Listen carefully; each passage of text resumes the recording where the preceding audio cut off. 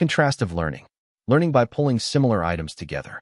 In this overview, we'll walk through what it means, why it matters, how it works at a high level, and where it shows up in real products and systems.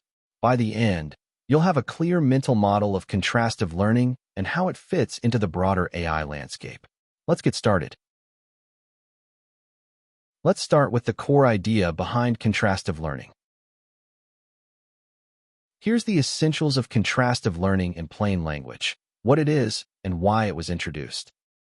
Contrastive learning has become one of the terms you keep seeing in AI posts, research papers, and product launches. It's worth getting a clear, precise definition. Behind the buzzword, it addresses a concrete technical need in generative AI systems. It didn't appear for marketing reasons. Once you understand it, you read AI documentation, benchmarks, and release notes with much more confidence. And like most good ideas in AI, it connects to fundamentals you probably already know from classical machine learning. Now let's look at why contrastive learning matters in practice. Here's where contrastive learning shows up in real products, teams, and everyday conversations. Contrastive learning shapes how modern AI products are designed, measured, and improved over time. It's part of the decision set for every serious AI team. You'll see it in job interviews, architecture discussions, and product reviews.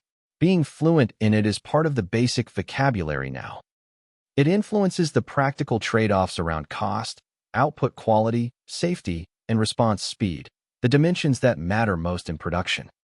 Understanding it helps you ask sharper questions, push back on marketing, and make smarter decisions about where to invest your AI efforts.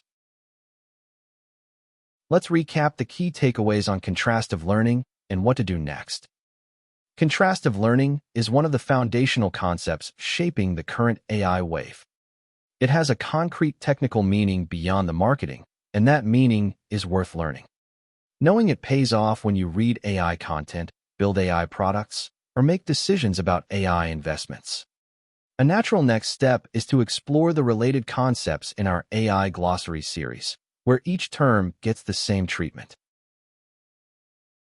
That's contrastive learning in a nutshell.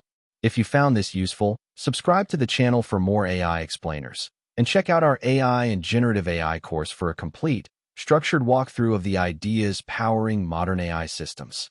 Links in the description. See you in the next video.